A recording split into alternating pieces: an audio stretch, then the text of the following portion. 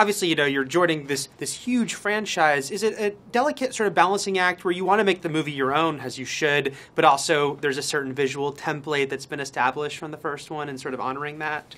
I wouldn't say it's necessarily a delicate balancing act. I mean, I knew, really all the thinking that went into that was really before I accepted the job. Because I had seen the first movie, I had read all the books, the job was offered to me, and I just sort of had to think through what my approach would be. And, there were a lot of amazing choices that were made, I thought, in the first movie in terms of, some of the aesthetics of, like, District 12 and some of the fascist architecture in the Capitol and things like that. So I found that very easy to kind of carry aesthetics over because I really liked a lot of the choices that were made.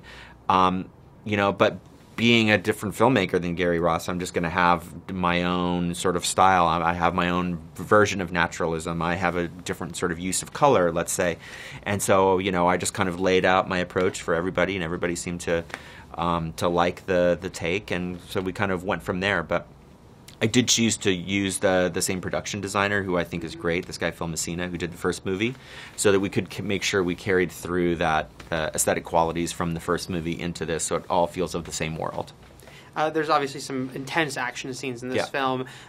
How do you approach those as far as wanting to make it exciting, but at the same time you don't want to cheer when Katniss kills another person in the games because they're both trapped in the games together? Was that always something you kind of kept in mind? Yeah, I mean, the great thing about these stories, and especially with the action in Catching Fire, and I found it in the development of the script, was that really, truthfully, all the action elements have story in them.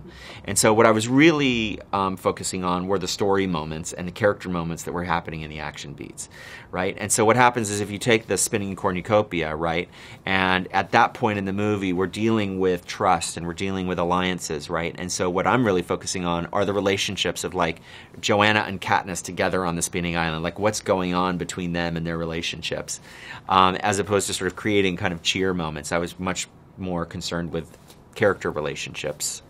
Overall now, with Mockingjay, you're committed to do 3 of these films, which is a big commitment. What was it about this story that made you say, yeah, I'm going to give my time to this? It was a combination of things. I mean, I loved the world. I loved the stories. I love what they're all about. And when I first signed on to do Catching Fire. And very quickly I saw, and then I think also Lionsgate and the producer saw, that the collaboration was really good, that it was very organic, it was very collaborative and very creative, and we all liked one another. And it seemed to be heading in a really good direction. The crew we put together was really good. And so we all decided to just keep it going and to keep that same energy going all the way through to the end. But, we were still had to test the waters a little bit in the beginning. And quite honestly, I wasn't expecting to be offered Mockingjay at all, because I thought that they would want to see Catching Fire finished before they would ever do that. And the schedule wasn't going to work out that way, but it worked out differently.